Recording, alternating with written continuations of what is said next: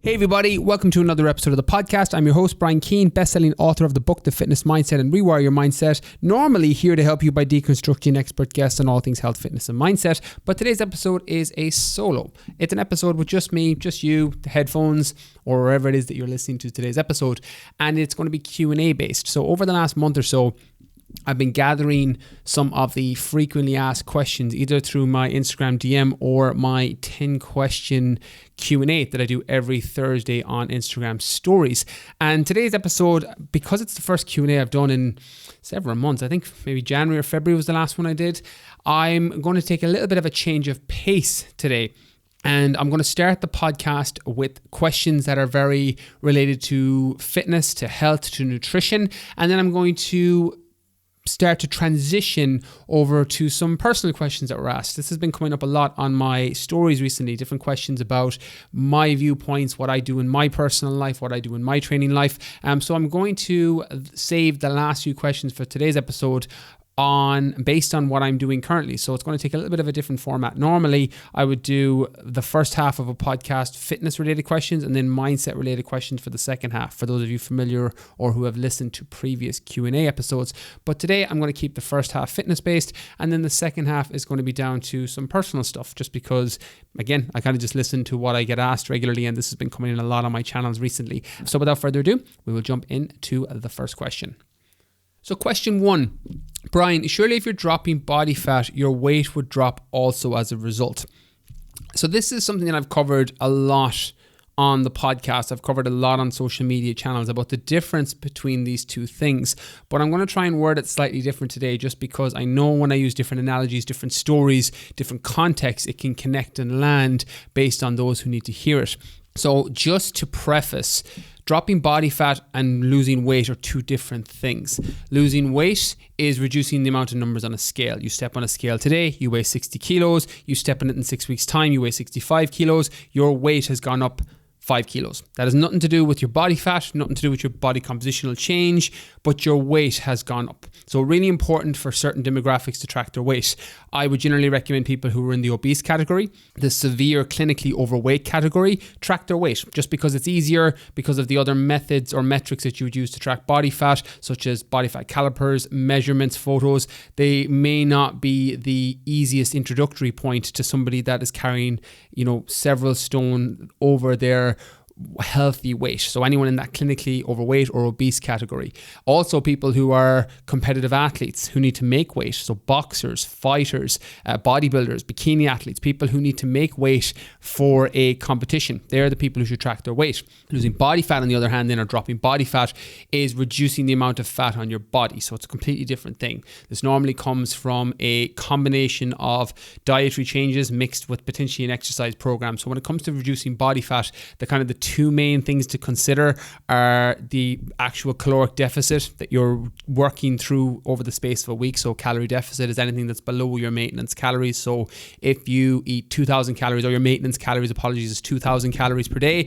If you eat 1,900, that's a 100 calorie deficit every day. So that's a 700 calorie deficit over the space of a week. And that's going to lead to reduced body fat over time. So that's one way of doing it. You eat less calories than your body needs so that you can tap into stored fat on your body and use that for fuel. The other is obviously the increased metabolic rate of carrying more lean muscle tissue. So one thing that gets under thought or probably prescribed in terms of when people think about fat loss and they think about calorie deficits, which is very important. Of course, it's the bread and butter 101 fat loss. If you want to lose body fat, you need to be consuming less calories so that you can tap into stored fat as fuel. It's fat loss 101.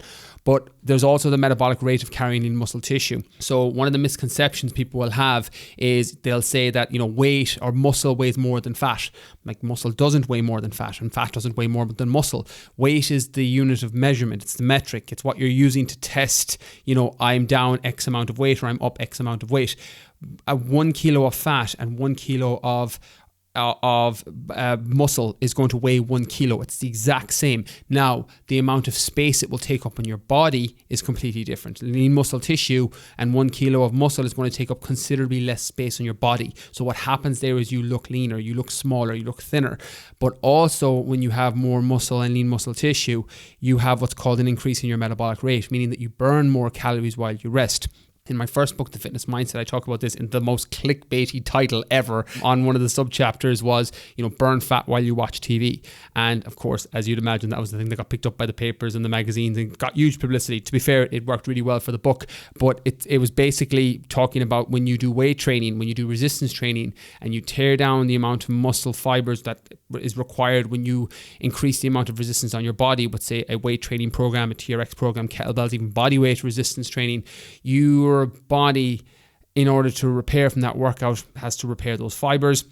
It gives the food that you eat another job to do, but also the more lean muscle tissue you carry, the more calories you will burn throughout the day. So your metabolic rate will go up. So if you've ever heard the phrase boost your metabolism, that's effectively what boosting your metabolism is. Like, correctly and technically, boosting your metabolism is a real thing. Now, it gets completely bastardized in the general media when it's like, take this tea and take this and take that and it'll boost your metabolism. I'm like, yeah, some of those things will have a mild potential thermic effect in terms of helping you burn more calories, but the real things that boost your metabolism is resistance training. Like, that's the go-to thing that you can apply and incorporate into your daily life that's going to help you burn more calories. Other things like resting, making sure you're eating good quality foods, all of those things impact your metabolism. Making sure that you're recovered between workouts, you're not overtraining, you're not undertraining. All those things will affect your metabolism directly. But any silver bullet tea supplement that says do this and it'll boost your metabolism, I would always take it with a grain of salt. Again, sensationalization is normally the thing you need to guard against when it comes to mass media. I talked about this in last week's podcast with Dr. Anthony Balduzzi about the marketing myths that are out there and how to kind of navigate through the noise of some of the fitness misconceptions that get publicized in the media, either social media or mainstream media, and how to just guard against that. So when it comes to increasing your metabolic rate, that's what you do. So with all that in mind, your body fat and your weight can both come down if your goal is to lose body fat or if your goal is to lose weight, but it's not guaranteed. You're trying to do two different things. And what I would always advise anyone that I work with or anyone that's working with a coach or a trainer is get clear on what you want. Are you trying to lose body fat? Are you trying to look better? Are you trying to feel better in clothing or without clothing? Or are you trying to reduce numbers on a scale? Because if that's what you're trying to do, your goal is different. Your process is going to be different because your goal is different. To lose weight, it's actually quite straightforward. You can lose 3, 4, 5 kilos over a few days if you do the right things. Like, if you think about your reduction in carbohydrate, one of the reasons that low carb diets and things like keto diets or anything that has a massive reduction of carbohydrate, that is going to massively impact and reduce the amount of weight that you have when you step on a scale. Because what happens with carbohydrates is for every gram of carbohydrates, it pulls in, I think it's 3 or 4 grams of water. I need to double check the math on that, but it's pulling water into your body. So every time you pull out your carbohydrates and go to 0 carb or 20 grams of carbs a day or 50 grams of carbs a day, you're going to weigh less on a scale, 100%, because you're not pulling that water into your body. Another way to do it is to load your water and then cut it. Again, not a recommendation, but is a very easy way to lose weight.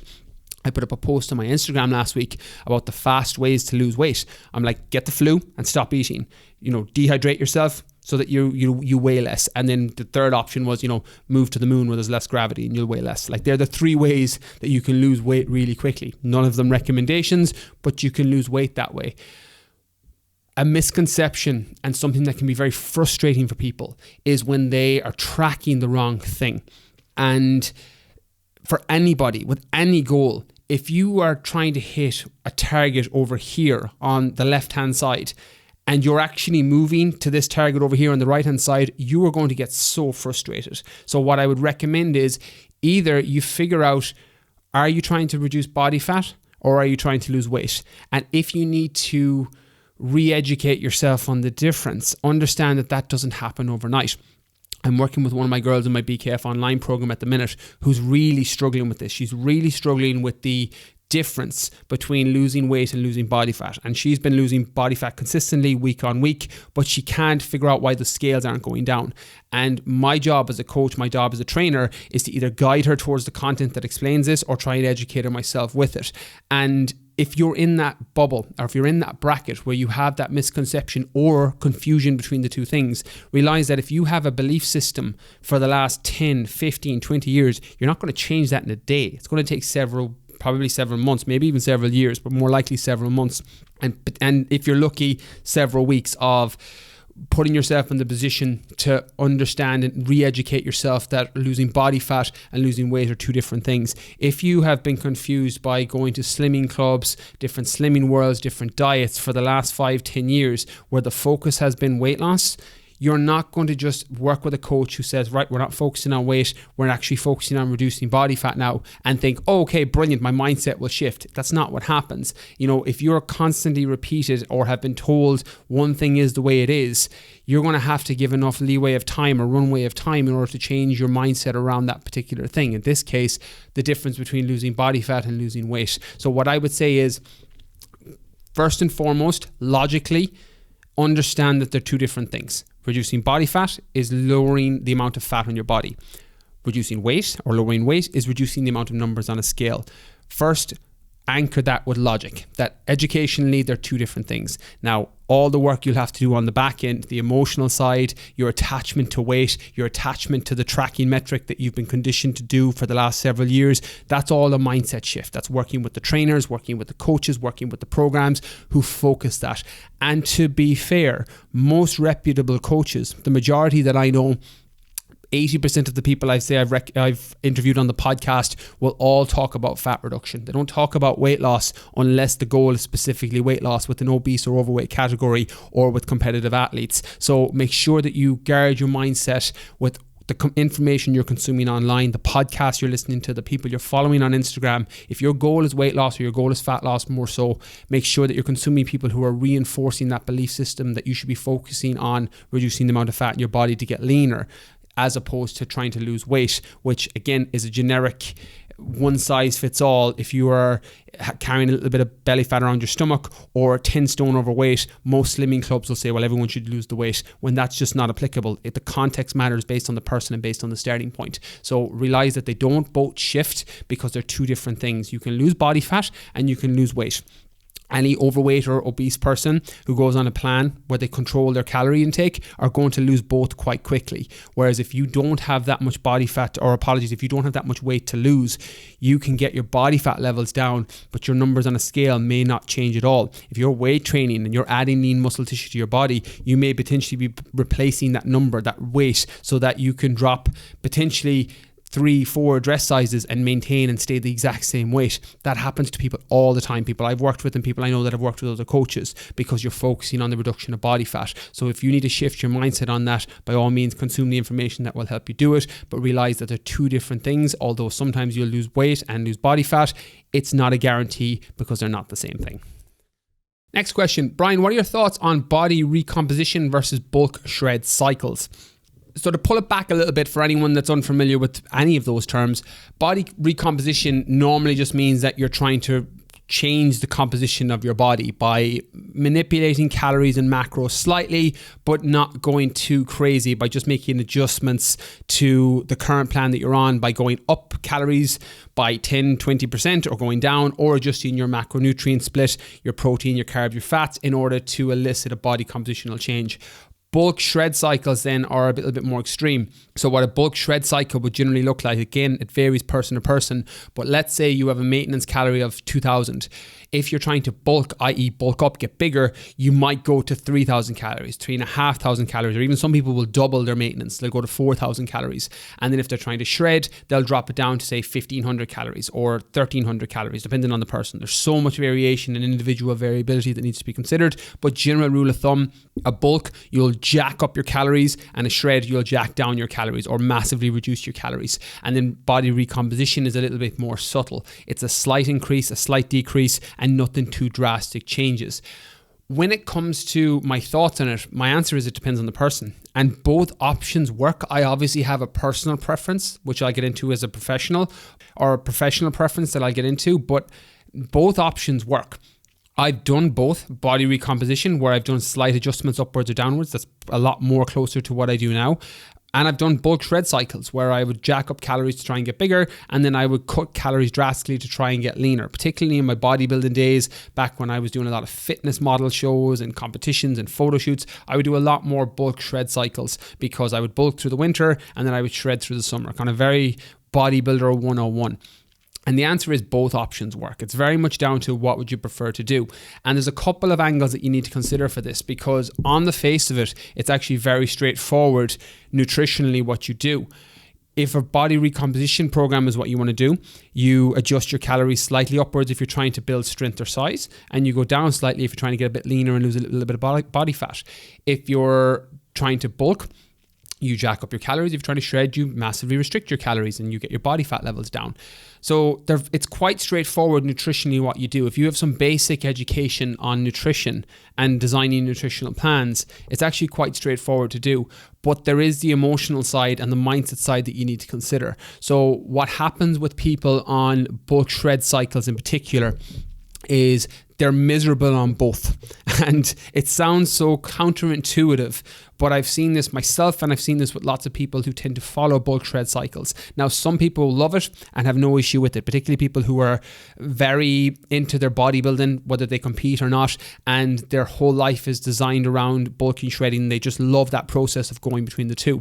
But from my experience of working with people and having been years in gyms, what happens when people tend to bulk shred is when they shred, they're miserable because they're so restricted on food and they really struggle to maintain an extreme deficit over a longer period of time, just because, they get this drop in cognition from lack of, normally from a lack of fats. When you kind of pull those calories, it's very easy to pull them from fats. So a lot of people will pull them from fats and they'll just feel a bit brain dead and their energy will be poor. Their workouts won't be great. They won't get a great pump, but they'll be walking around pretty lean, pretty shredded. But also the downside of that is it's kind of a case of, well, what's the point? Because if you're trying to get shredded, you probably have to give up a lot of the things that you enjoy day to day, whether, outside of a pandemic, things like going to a restaurant, going out for drinks, going out clubbing, whatever it is that you want to do. You normally have to kind of either scale that back massively or give it up when you're in a shred cycle. And then to flip it, when you're on a shred cycle, all you want to do is bulk because you're thinking of food all the time. And then the winter comes or bulking season comes and your body fat jumps up and you're looking in the mirror going, oh, Jesus, I got a bit fat. Like, what am I going to do here? And you're like, oh, I just can't wait for summer till I can cut again. And you're in this kind of never-ending feedback loop of, I can't wait till I shred when I'm bulked and I can't wait till I bulk when I'm shred or when I'm shredded. So it's generally not the best relationship to have with your body overall, and can potentially harm your relationship with food. Again, context matters. Some people are perfectly fine with this, but if you fall into that bracket where you're a little bit emotionally weak when it comes to your food relationship, this probably isn't the best approach for you. When it comes to body recomposition, I'm actually much more of a fan, and it's what I do personally, and it's generally what I do with people I work with in programs. But to preface, I don't work with extreme athletes. I don't work with competitive bodybuilders or bikini athletes. I don't work with people who have extreme goals, trying to run 200-mile ultramarathons. That's not who I work with on my programs. I work with general population in my BKF Online, people who want to get leaner, who want to have a healthier relationship with food, who want to educate themselves on what foods work for their body and how to train and fit it into their lifestyle and schedule. Or my GA Lean Body program, which is the equivalent but for GA players and sports specific, based on kind of my passion in the sports that I love. And I approach it that way, and the body recomposition, because it's a lot more sustainable.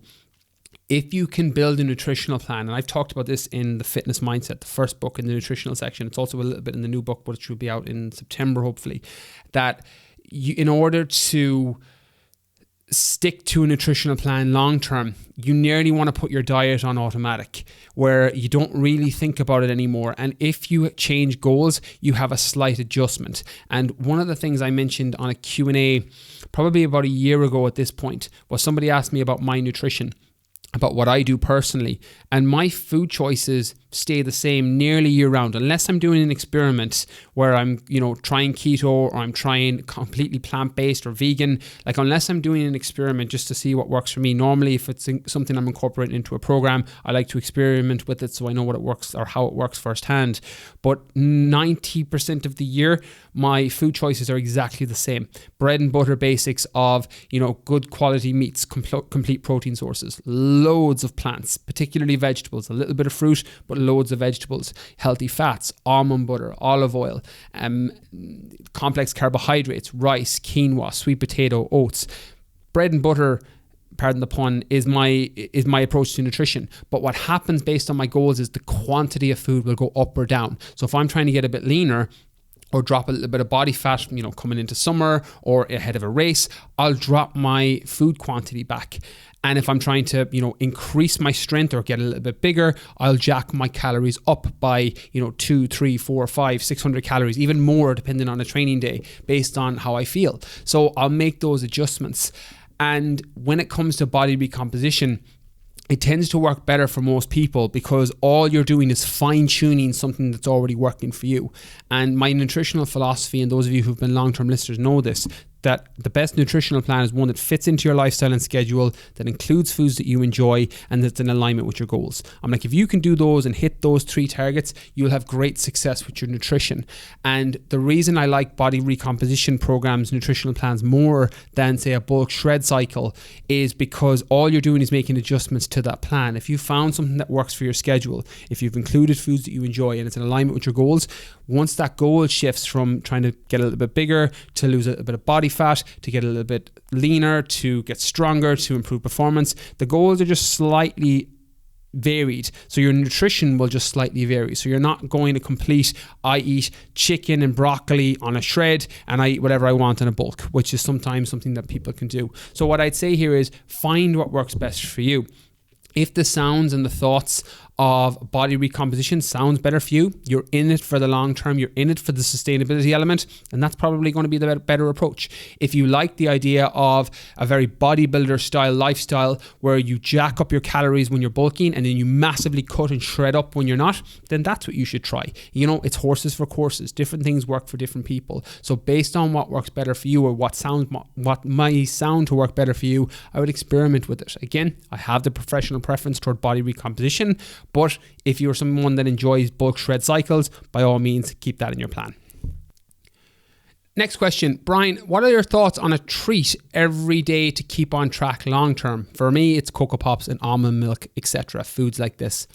What I'd say here, the approach you take when you're talking long term versus short term are always going to be a little bit of pulling from opposite directions. And what I'd say here is when it comes to long term, adding in a treat or, again, whatever language you want to put on it. I generally don't use treat as a language. You're not a dog, but again, each to their own, use the language you want to use. But I'm not a big fan. I think your words around nutrition are important. Like when you say cheat meal, it's another one I have a little bit of a pet peeve with because there's nothing like by using the language cheat meal, instantly you think that food is bad, and there is no food that's good or bad. Like that was useful thinking when you were 5 years old, but it's not useful thinking when you're 25, 35, 45. And cheat meal or putting something into a label of cheat meal makes it feel like you're doing something wrong. And it's not. Like some foods are higher in sugar, some foods are higher in fat, some foods are less nutrient dense, but they're not good or bad. Like food has no morals. Like, a piece of broccoli isn't good. It's not going to save you down a back alley the same way as a chocolate bar is not going to stab you down a back alley. It has no morals. It's not good or bad. But same with treat and using the word treat. What I would say here is if it's something that keeps you on track long term and you want to keep it in and factor it into whatever end goal you have, I'm a big believer in that. Again, I just call it kind of free food. So things that not necessarily don't fall onto your traditional plan, but they help you stay on track. But again, use the language you want to use. In this case, Cocoa Pops or almond milk. For others, it's packets of crisps. For others, it's bars of chocolates or biscuits. The food normally changes for people. But for long-term sustainability, I'm a big fan. Again, if your diet is something that you dread, it's normally a sign that you haven't found what's working for you. And an example that I'll use with people that I work with is if you keep jumping from diet to diet, it's kind of like not knowing if your car is going to start every morning. And if you jump into your car and every morning you're like, fuck, will it work today? Is the engine going to work? Is it going to work? And some days it works and some days it doesn't. It's probably a sign that you need a new car. And if that happened to you every day over the space of a week, you'd be like, fuck this car, I'm getting a new car.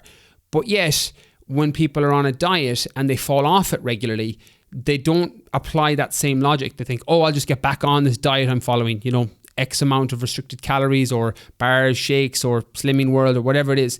As opposed to, well, if you keep falling off, it's a sign that you don't have a good diet. It's a sign you don't have a nutritional plan you can stick to long term. And if your car was doing that to you, you'd get a new car pretty quickly if you could afford it. And nutrition is the same. If you are falling off constantly on a nutritional plan, you have feedback that what you're doing isn't working. And one of the things that can keep people on track with nutrition is adding in these free foods, adding in these, quote unquote treat meals where they don't dread their diet. It's about the balance and based on the goals. If you're trying to lose body fat, if you're trying to build muscle, whatever it is that you're trying to do, improve performance, get healthier, etc., you don't want your diet to be a thing you dread, where you're like, oh, fuck, another piece of broccoli or another piece of spinach. It's like, have those foods in your plan. They're nutrient dense, they're great. But if you look forward to some Cocoa Pops and almond milk every night, and that's the thing that keeps you on track long term, then I would argue that's a really good food to keep in your plan, or a really good strategy to approach. Now, if your goal switches to the short term, that's where you normally make these short term sacrifices. So for example, what I would say and what I would recommend to people is a very easy, and this sounds like a Captain Obvious answer, but sometimes it gets forgotten, so I will mention it on the podcast. If you're following that approach where, let's say you have 2,000 calories, I've been using that for the example throughout the podcast. Let's say your maintenance is 2,000 calories and you've factored in your Cocoa Pops and almond milk into your calorie target for the day. And then you decide, do you know what? I've got a wedding in 6 weeks, or I've got a festival in 6 weeks. You can pull that food instantly, and now you're down 300 calories every day, and you actually don't have to adjust any of the rest of your nutrition. All you've done is reduced and scaled back that quote unquote treat food or free food every day, and now your calories are down 300 every day, or 250 calories based on the size of the bowl, depending on the food you're eating, etc. So it's a very easy approach to take. And then as soon as you hit your short-term target, you hit your body compositional change, you're ready for the wedding, the festival, the event, whatever it is, you add the food back in, and then you don't binge, you don't restrict, you just add the food that you enjoyed back in, you add the 300 calories back in, and now you're back at 2,000 calories again. And it's that adjustment, similar to what I talked about earlier about the body recomposition. You're not overhauling an entire diet. You're not overhauling your entire nutrition. You're just making slight tweaks and slight adjustments based on mini goals that come up throughout the year. So that's what I would do, and that's how I would approach this when it comes to long term and including your favorite foods. I think if you dread and can't stand the thought of the diet you're on, it's the equivalent of your car not starting in the morning. You're not going to be able to stick to it, and you're going to fall off track at least once, if not regularly. And then you can have all this potential downsides of binge restrict cycles that can come with that type of eating and that unsustainable approach to nutrition. And now you're down this rabbit hole that is a lot harder to get yourself out of. So what I would do is factor it in. Think about it. If you need to educate yourself on nutrition, maybe go check out the episode 291 I did, the nutritional deep dive, which is the A to Z guide on calories, macros, food choices, myths and misconceptions around nutrition, and how to design your own nutritional plan. So maybe give that a listen. That will give you everything you need in order to do that. And outside of it, ask yourself the question, can I stick to this long term? And if the answer is yes, then and you're working towards your specific goal, then I would just keep going. If the answer is no, then you probably need to course correct and change something, but at least you're getting that feedback and you can tweak things as you go along. So my thoughts on a treat every day to keep on track long term, big fan. And if your goals change for the short term, it's very easy just to remove those calories without actually overhauling your nutrition. So I'm a fan from two sides. Okay, now into some of the questions about what I'm doing currently. So first one is, Brian, are you gaining any muscle while running 15 kilometers after your workouts? So if you're following my Instagram, I tend to put up some of my workouts on my Instagram or what I'm doing. At the minute, I'm running 15 kilometers at the end of my workouts, partly because the gyms aren't open yet and it's just easier to maintain the runs. I don't need anything except for a pair of running shoes. So I've been doing the kind of 15 kilometer runs, 10 to 15 Ks after my workouts. When it comes to gaining muscle, the answer is probably not, but also my goal isn't to build muscle. And even though my current program is kind of a push-pull-leg split where I'm working different body parts and I'm doing a little bit of strength and conditioning with it, my goal is performance at the minute and staying kind of relatively lean and maintaining and making sure that it doesn't rob from my energy levels for the other things I want to do during the day. Meeting up with loved ones, people in my inner circle, work tasks. My training is very much geared towards what my entire life goals are at the minute, because I'm not training for any particular event just because of the uncertainty around COVID. So I'm probably not gaining muscle, but also the goal isn't to build muscle. And it hasn't been in a very long time. Since I stopped competing in bodybuilding in 2015, I did my last show, I haven't had the goal of building muscle since then. It's either been maintenance or losing body fat or performance or general health, but my goal hasn't gone back to gaining muscle, partly because I have quite a lot of muscle on my frame from years and years and years of training, and it's just a maintenance phase at this point. But also, having extra muscle on my body doesn't support any of my performance goals. So when I'm running races or doing triathlon or running ultra marathons or just general performance, having extra muscle on my body doesn't necessarily contribute or add to that. So it's not a goal of mine. So the answer is probably not. But what I would say, just to re-emphasize things I've talked about on previous solo podcasts, is don't watch what I do on social media. And this is good advice for everybody on social media. And think that if you do what they do or you do what I do, you get the same results, because you would need to be exactly the same as me. You would need to have the same training history. You would need to have the same genetic makeup. You would need to have the same nutrition, the same lifestyle, the same sleep habits, all of that to get what might be partially similar results by doing what I do. And a mistake, and I definitely made this when I was in my younger days, not so much on social media, but back in the kind of days of magazines, and I had subscriptions to like Men's Health and Muscle and Fitness and all these magazines when I was a kid, that I thought if I did the workouts that these guys are doing, I'll look like these guys. That's not how body compositional change works. It's not how any end goal works, because you don't have enough of the context. Those programs might be brilliant and they might be useful in supporting you towards your goal, but you don't and you won't look like that person by doing their workouts. So what I would always say is pull it back. When you're watching what I'm doing, when you're watching what other people are doing, take the best ideas. And if you're designing your own nutritional plan, or if you're designing your own training program, take what works, experiment with it, see if it works for you, and then keep it if it does and ditch it if it doesn't. If you're working directly with someone, it's obviously a lot easier because you can get clear on your goals and make the adjustments, and the context will be dependent on, this is your history, this is your lifestyle, this is your background, here's the things you need to do. That's what working with professionals will obviously do. It cuts your learning curve. But when you're doing this yourself, just be mindful of that, because it's a trap lots of people fall into, myself included, in my early days.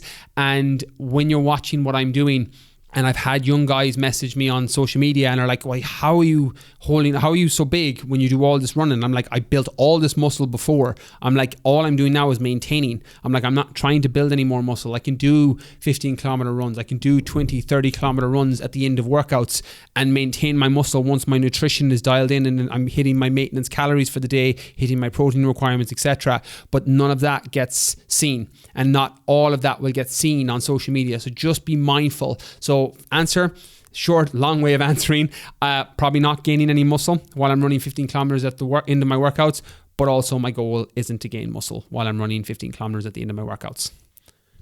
Next question, Brian, if you weren't a PT, what would your next favorite career be?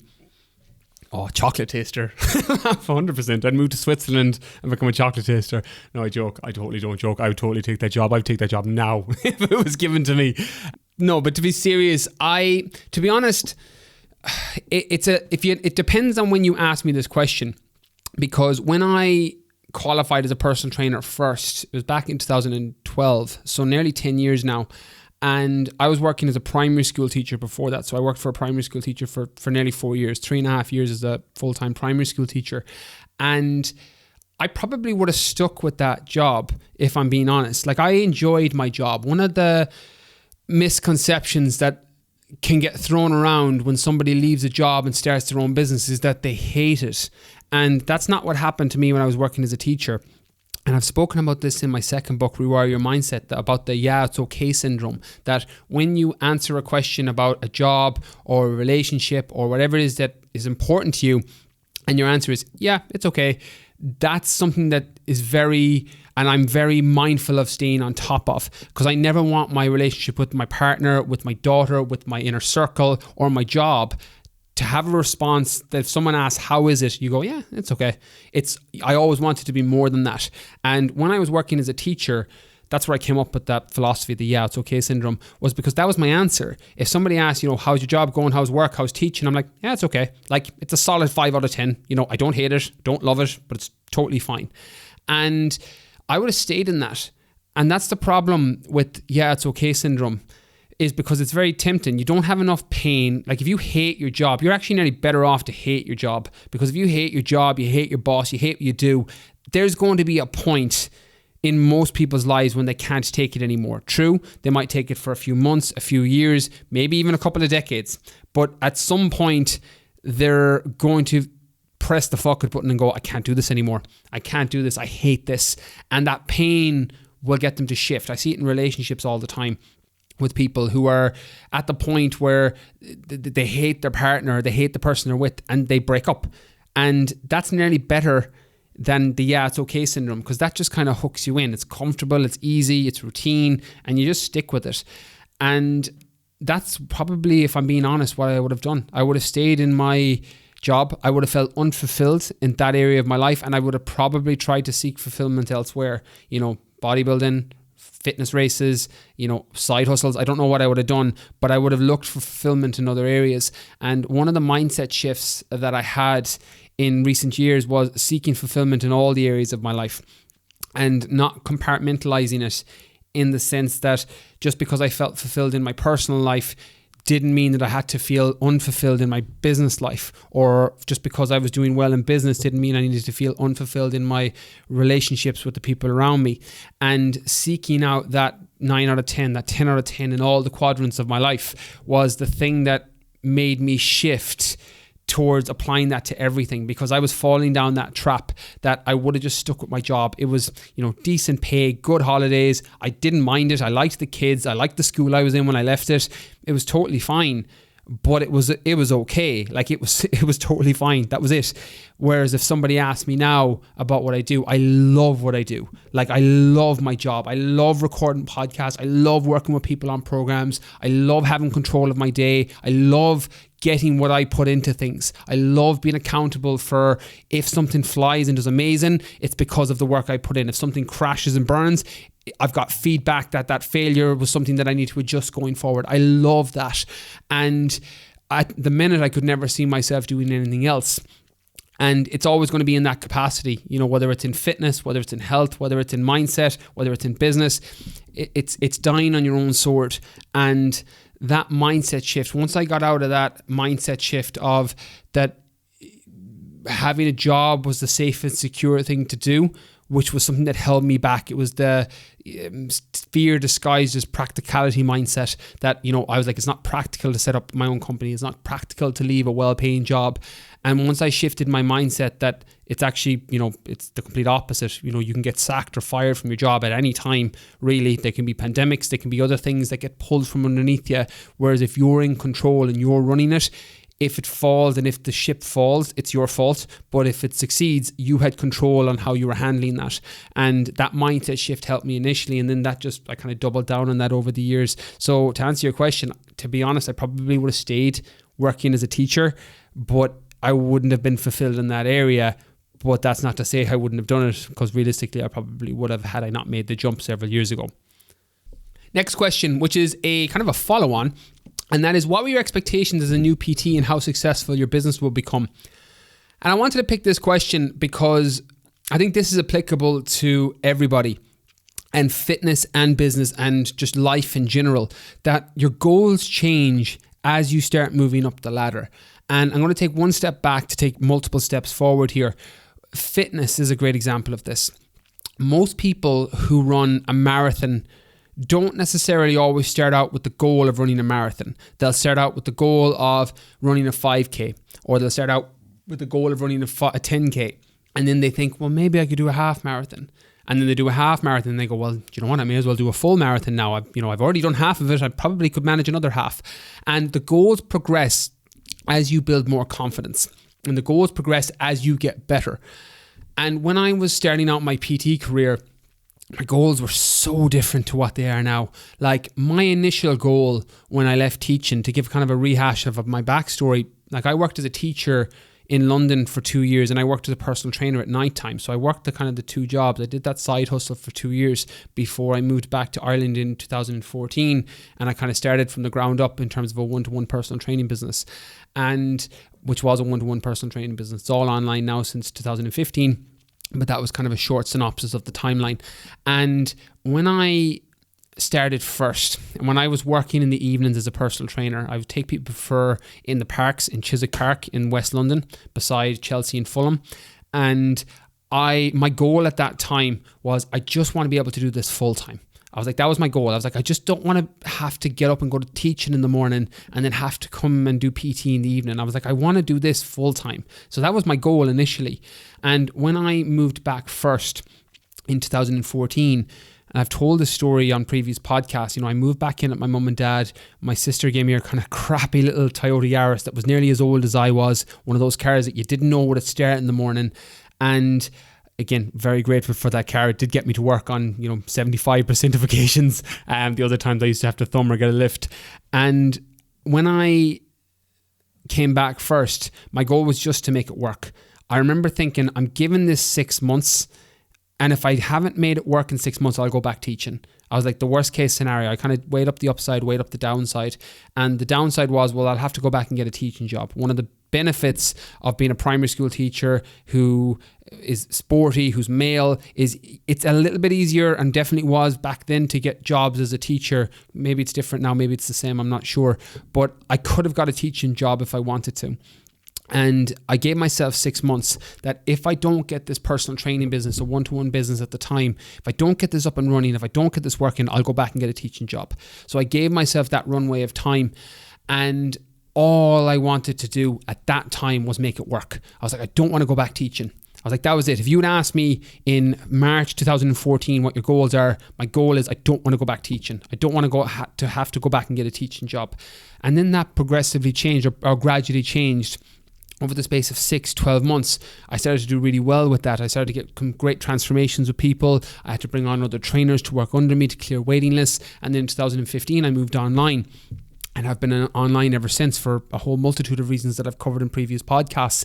And my goals constantly change. Like at one point, my goal was revenue based, where you're working towards revenue targets and trying to hit, X amount of figures per year or Y amount of figures per year. And then as you hit that, the goals change again. You try and get more of your time back. You try and get a little bit of freedom. You hire more people, or you outsource more tasks, or you subcontract different people to do different things. So the goals are always changing. Like right now, I've got my revenue targets, but they're just kind of abstract numbers. And I'm like, yeah, could be cool to hit that. It makes sense if we're working with X amount of people, or there's Y amount of people coming through a program or a course, we're probably going to hit this target. But I don't want work to consume my life. I love what I do. And one of the reasons that I love what I do is that I'm in control of my day for the most part, with the exception of when I schedule interviews, which ironically got cancelled today, hence the Q&A solo episode. Most of my day is under my own control. And when I'm writing books, when I'm creating courses, when I'm working with people on programs, I'm in control of that time slot, and I like that. So, and it's staying in that zone where you love what you do.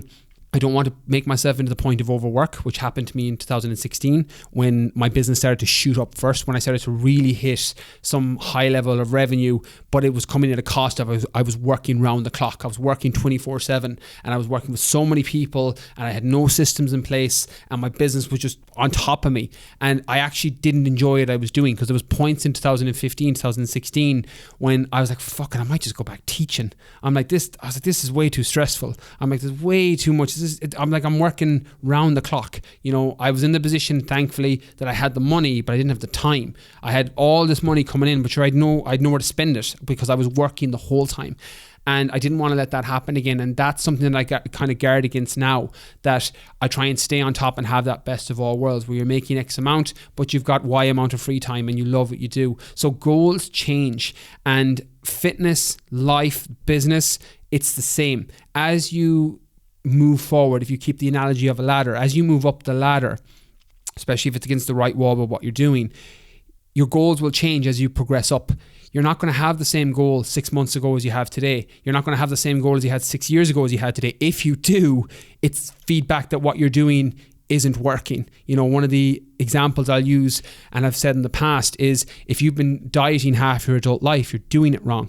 Meaning that if you've been on and off diets for the last 5, 10, 15 years for most of your adult life, I'm like, that's feedback that what you've been doing up until now isn't working and you need to change direction. It's because your goals should change. So for me, my expectations changed as I progressed, and that's something that continuously happens. If you ask me what my goals are now, they're going to be different in a year's time, different in 18 months' time, because priorities change, different lifestyle things change, your passions change. Your purpose stays the same, but your passions tends to change, and you start course correcting as that comes and as that goes along. So yeah, that's effectively where my expectations were as a new PT compared to now, and how it normally progresses for people, myself especially. Next question, Brian, do you ever get cravings, chocolate, etc.? If so, how do you handle it? So the answer is no. I don't get cravings generally, but asterisks, I also don't have a very restricted approach to nutrition. So I'll expand on that. One of the things I said in a video, it was a couple of months ago, about cravings was, and this really connected with people because there was a lot of comments on the video in YouTube and IGTV and my DMs, etc., was that you shouldn't have cravings, with the exception of a hormonal imbalance around the time of the month for females, which, even though there's definitely things you can do, herbs, supplements, nutritional strategies that can minimize it, cravings aren't a natural way for your body to be. And if you are having regular cravings, it's normally down to an issue with your nutritional choices or your lifestyle.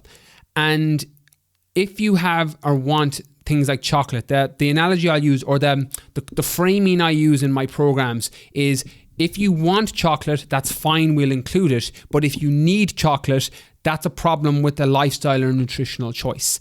And what I mean by that is, if you want to have your favorite foods, you should include them. I used the example earlier of the Cocoa Pops and almond milk. I'm a big fan of any foods that you enjoy, that you want to factor into whatever goal it is that you have in your nutritional plan. But if you need those foods, it's normally a sign there's something off. And what I mean by that is, if you're craving chocolate at lunchtime because you've skipped breakfast, you might be riding a blood sugar roller coaster, or you made a high GI food choice earlier in the day. So you made you had a traditional breakfast cereal, you had, some Rice Krispies in the morning, or you had, something that spiked your blood sugar levels in the morning, and now you're craving something chocolatey at lunchtime because you're riding that blood sugar roller coaster. That's a nutritional issue. That craving is coming from a decision you made earlier in the day. Another one is your overall nutrition in general. So if you're magnesium deficient, is a really good one. A lot of people tend to be magnesium deficient, myself included. You're going to crave chocolate because you're craving the magnesium. Your body's craving that. Now, again, it's a bit of a catch-22. If you're eating chocolate, it pulls the magnesium out of your body. So unless you're eating raw or 85% or plus dark chocolate, it's a bit of a catch-22. So the sugar molecules in the chocolate are actually pulling the magnesium out of your body, and you have this kind of never-ending cycle of, your body's craving the magnesium, then you have a chocolate bar with sugar, pulls the magnesium out, and you have this kind of roller coaster, or this feedback loop that just keeps cycling round and round. So what you would do there is you would supplement in some magnesium. So either a magnesium supplement or Epsom salts bath, if you want to get it topically through your body and through a bath. Different things will work for different people. Again, I'm a fan of just supplementing it back in. I use the Mag 365 or the BioOptimizer's magnesium, and they work really, really well for me. And also dark chocolate alongside that. So what I would say is, if you were regularly craving something and there's a problem with your nutrition, you obviously have to get to the root of the problem. The other side of it then is going to be lifestyle. In most cases, lifestyle choices tend to fall into either stress or sleep. And something I've talked about in my new nutrition course, for those of you looking to become certified in nutrition, or for those of you looking to design your own nutritional course, I have a module in there based on the amount of questions I get asked on this about stress and sleep and how it impacts cravings.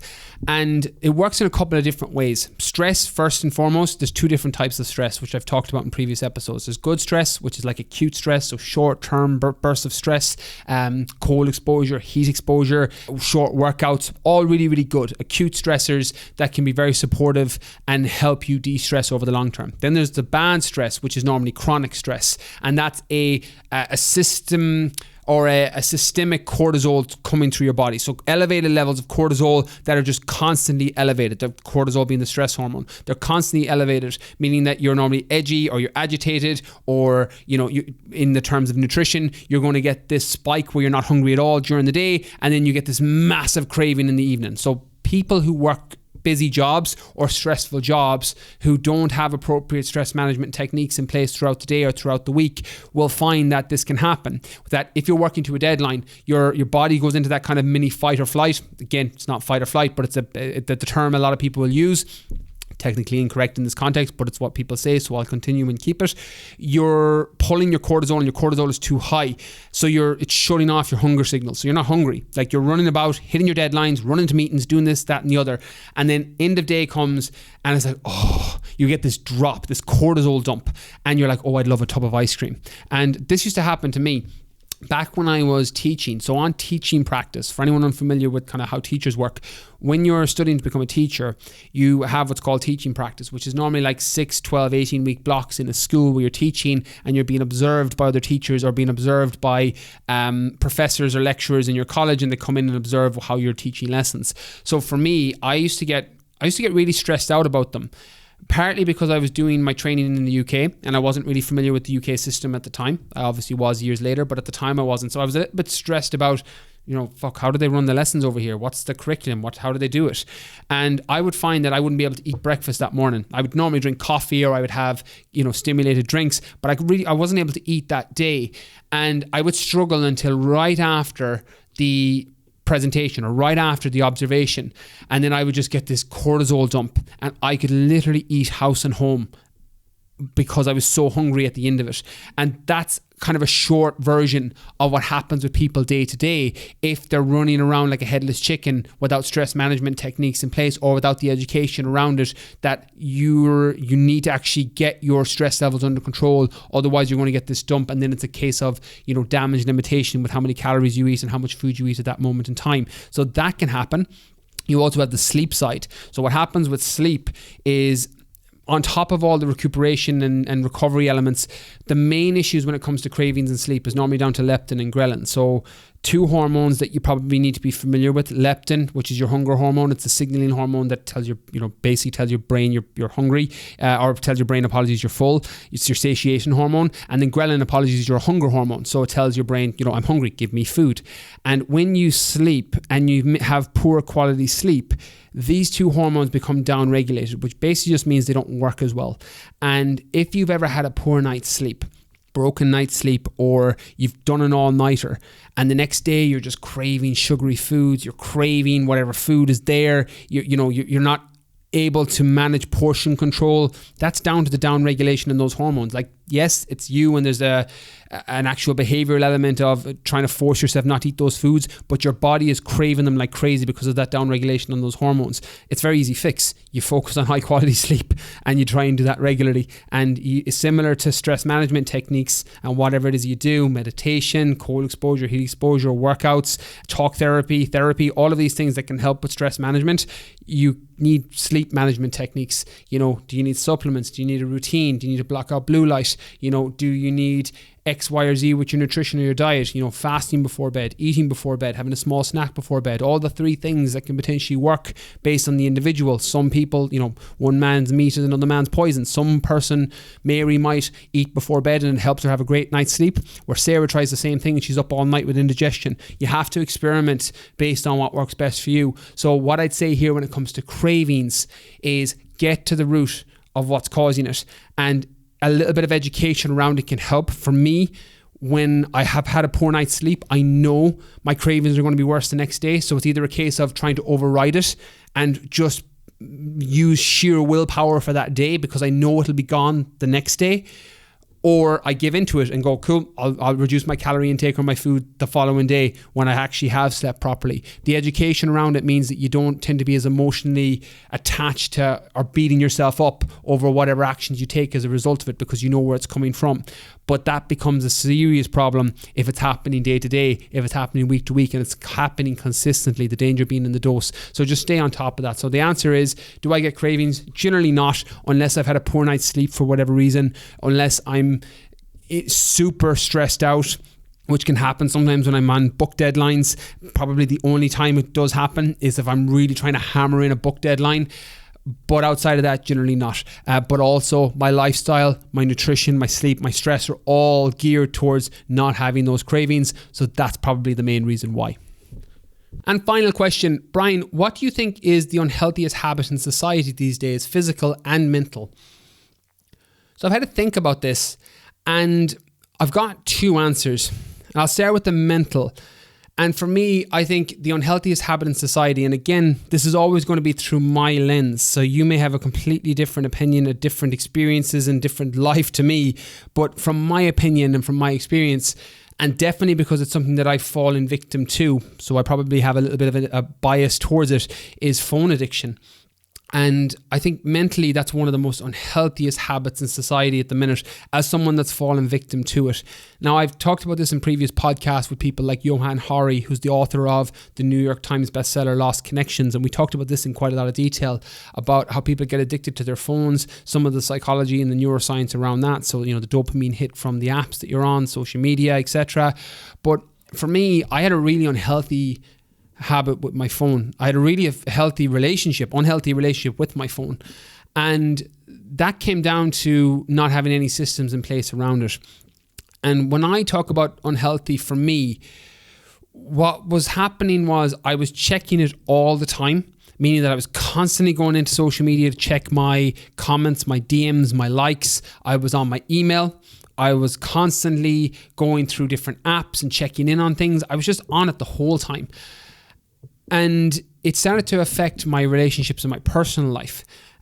More so with my daughter. I've talked about this in a podcast. I put up a bonus podcast with a county down under about social media and the Wizard of Oz. How when I think of social media, I think about the Wizard of Oz. That the Wizard of Oz is like everybody's trying to put out their perfect highlight reel of their life, when in reality we're all just a sweaty man behind the curtain. And that's kind of how social media is. And what was happening to me, and I talked about this, was I found when I would be playing with Holly, and Holly's 6 this week or tomorrow, and I found when she was 2 or 3, it was around when she was 2 and it happened again when she was 3, if I found myself getting bored or disconnected with what we were doing, making Lego, playing with toys, playing with dolls. Yeah, literally, I've got my doll game is at a 9 out of 10 at the minute. It's been working up, even though it's not my favorite. We're working on it. But I would find that I would pull out my phone and I'd start scrolling through it. And I knew myself, probably happened several times before I noticed it and brought awareness to it. But like straight away, I was sending a subconscious signal to Holly that this thing in my hand is more important than you. And that was kind of my first penny drop moment. And then I found that when I was out with friends or if I was out and about with family, I'd be scrolling through the apps on my phone. And again, it was sending out that same signal. And that wasn't how I wanted to show up in the relationships that were closest to me. I was like, the people who were closest to me, my family members, my inner circle, my partner, my daughter, they were the people who I'm like, I want to be present with those people when I'm here. And even if I'm like, yeah, you're the most important thing to me, you're the most important people to me, if I'm scrolling through my phone when they're talking or in breaks of conversation, I'm sending that message subconsciously that this thing in my hand is more important. And I had to put a plan in place around it. For me, I had to start doing digital detoxes. So now especially now as the world starts to open back up again with COVID and post-pandemic, I normally am on social media at the weekends. A little bit during the pandemic just because it was easier to kind of stay in contact and touch with people because, obviously you couldn't see them. But normally I'm never on my phone on a Saturday or a Sunday. I'm not on social media. I'm not on email. I normally don't even have my phone with me because that's time with family. That's time with my partner. That's time with loved ones. That's time with people who are more important to me than my phone. And I had to build up to that because what happens with a digital detox is it's very difficult. And I started by doing it, just a couple of hours on a Saturday to the point that I got to a full day on a Saturday. And then I was able to build it into a Saturday and a Sunday. I also have digital detox during the week. I normally won't go on it for the first couple of hours in the day or for the first hour in the day. And I normally don't go on it for the last couple of hours before I go to bed. So I have systems around my phone, and that's to help deal with phone addiction. That's systems over willpower. Because if it's in your pocket and it's there, you're going to look at it for me. So I think that's something that I won't say everybody in general society has an issue with, but it's definitely some food for thought if you don't think you have the most healthy relationship with it. And then what do I think is the most unhealthy habit in society physically? I think that's separating food into good and bad categories. I think that belief system is one of the most unsupportive things for adults, and physically helping people hit their end goals by switching or changing or rewiring their mindset with that one belief can go leaps and bounds towards helping somebody either heal the relationship with food or just have a good balance in relationship with food. And good and bad food, as I mentioned earlier in the podcast, food has no morals. And I get where it comes from. In a lot of cases, people will be brought up with the belief system that, vegetables and fruits, these foods are good, chocolate sweets, these foods are bad. And that's really useful when you're 5 years old. It's a really helpful belief system. The world is complicated enough as it is at that age, and just separating these things into categories for your kids or for yourself when you're a kid, it's just easier. It's just easier to compartmentalize it and break it into this belief system helps me now, these foods are good, these foods are bad. But that's not very helpful when you're 25. That's also not helpful when you're 35, 45 or plus. And what I would say here is, if you're somebody who still does that, who separates food into good or bad categories, you need to probably do a combination of two things. One is the education side, that food has no morals. As I said, broccoli is not going to save you if you're falling off a building, and a chocolate bar is not going to stab you down a back alley. They're not good or bad. Food has no morals. It just is. Some foods are nutrient dense and low calorie. Some foods are low calorie or high calorie and nutrient dense. Almonds, a great example. Nut butters, high calorie but quite high nutrients. Things like vegetables, they're low calorie and high nutrients. Things like cupcakes and biscuits, they're high calorie and low nutrients. So you have different things on the scale. Foods will fall on different levels based on nutritional density and based on caloric density, but they're not good or bad. I would argue the context matters here. We talked earlier about Cocoa Pops and almond milk. And an example I use in the new book, the nutritional book, which will be out in September, as I said, is a Mars bar. Like, if you are somebody who's struggled with dieting for your whole life, and including a Mars bar or a Snickers into your plan every day in a calorie control plan allows you to stay on top of your nutritional plan and you don't fall off track, you don't go into this binge or restrict cycle, I would argue that that bar, Mars bar or Snickers, is good in that context. But in isolation, it's not super nutrient dense. It's a little bit high calorie, not super high, 250, 260 calories per bar, but higher than, a table or a cup full of broccoli. But if it helps you stay on plan, it's good. So context really matters when it comes to food choices. So you have the education side. And then you have the mindset side of rewiring and understanding that belief systems are something that will determine and dictate how you think, and habits and what you do daily will determine where you go. One of the quotes that I'll use regularly in this podcast is, tell me what you do every day and I'll tell you where you'll be in a year. Tell me how you eat every day and I'll tell you how much weight you'll lose or gain in a year. It's very similar. And when you have a belief system that isn't serving you anymore and that gets challenged, which may have happened in today's episode, it may have happened in previous episodes, it's a case of asking, well, is this belief serving me anymore? Is this helping me anymore? Because you don't have to believe everything you think. And if you have belief systems that have been put there either through experience, through false education, through repetition, where you're constantly, and this is one of my main issues with things like slimming clubs and slimming worlds and Weight Watchers, is it's reinforcing poor education around food. It's reinforcing negative relationships around food. But my main issue, I'm very much live and let live, go do your thing. But my main issue is that conditions you. It conditions you to think a certain way because that experience is repetition. You're repeatedly focusing on weight loss. You're repeatedly looking for simple ways to categorize food into good and bad labels. This food has a lot of sins. This food has a lot of points. This food doesn't. And it flicks and puts you into that mindset of good and bad, which isn't very useful long-term for most people, especially in a dietary context. So ask yourself, again, we all have these belief systems. Some of them affect us in relationships. Some of them affect us in business. Some of them affect us in going after the things that we want. The whole process of Rewire Your Mindset, my second book, was on determining why you self-sabotaging. Where are these belief systems coming from? Do you need to challenge these belief systems? Are they helping you anymore? If they're not, you need to discard them and learn new ones. And I would think when it comes to one of the most unhealthiest habits in society, or one of the most unhealthiest habits in societies these days, the physical side, is that separating food into good and bad categories. And I think if you're somebody that does that now, I would implore you to maybe look at that, either challenge that belief system, re-educate yourself around it, or do whatever you have to do, because your life will be considerably better going forward if you do. So that's everything from today's podcast episode. Again, thrown together quite quickly because of the cancelled interview. So I hope you enjoyed it. Be sure to let me know. Hit me up on Instagram, Brian_Keane_fitness. Everything I mentioned in today's episode too, I'll link in the show notes, the books, the courses, the programs, etc. Go check them out if there's something you think you'll benefit from. That's everything from this week. Catch you all next Monday.